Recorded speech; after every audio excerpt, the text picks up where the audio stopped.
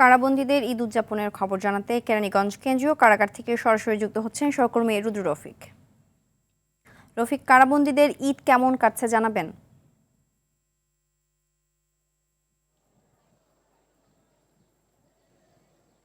Cynthia, সারা দেশের মতো কিন্তু ঈদের আনন্দ ছড়িয়ে পড়েছে কারাবন্দী মানুষের মাঝে। যারা পরিবার পরিজন থেকে দূরে রয়েছেন তাদের জন্য কারা কর্তৃপক্ষ বিশেষ আয়োজন করেছে। আপনাকে একটু জানিয়ে রাখি, সকালে ৮টায় কারাবন্দীরা এই কেন্দ্রীয় কারাগারের ভিতরে ঈদের জামাত আদায় করেন এবং ঈদের জামাত আদায় শেষে তারা পায়েস এবং মুড়ি দিয়ে সকালের নাস্তা করেন। এরপর দুপুরের খাবারের জন্য বিশেষ আয়োজন রয়েছে আজকে ঈদের দিন, সেজন্য পোলাও, গরুর মাংস, ডাল এবং কোমল পানীয়, এছাড়াও মিষ্টির ব্যবস্থা রাখা হয়েছে।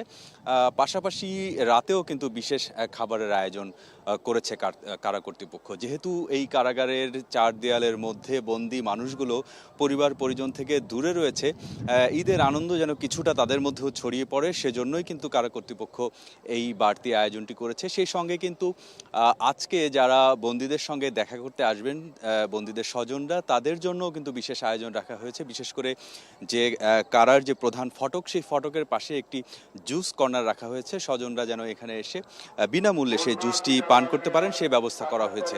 এছাড়াও আজকে সারা দিন এবং আগামীকাল এবং তারপর দিন, এই ঈদের 3 দিনই কিন্তু বন্দীদের সঙ্গে দেখা করার সুযোগ রয়েছে এবং সেই দেখা করার সময়টি হচ্ছে আধা ঘন্টা সময়। আধা ঘন্টা তারা পরিবারের স্বজনদের সঙ্গে দেখা করতে পারবেন, কথা বলতে পারবেন। সেই সঙ্গে কারা যারা বন্দী রয়েছেন তারা মোবাইল ফোনে এই তাদের পরিবারের সঙ্গে দেখা করার সুযোগও কিন্তু পাচ্ছেন।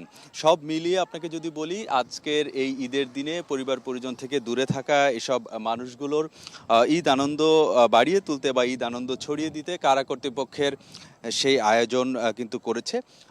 সব মিলিয়ে এই সাধারণ মানুষ যেভাবে পরিবার পরিজন নিয়ে ঈদ উদযাপন করছে, তাদেরকেও কিন্তু সেই কিছুটা সুযোগ কারা কর্তৃপক্ষ দিয়েছে। তো সব মিলিয়ে ঈদের আমেজ এখানেও রয়েছে এবং আগামী 3 দিন এখানে সেই ঈদের আমেজটি বজায় থাকবে বলে কারা কর্তৃপক্ষ আমাদেরকে জানিয়েছে। তো সিনথিয়া, এই ছিল আমার কাছে সবশেষ তথ্য। ধন্যবাদ।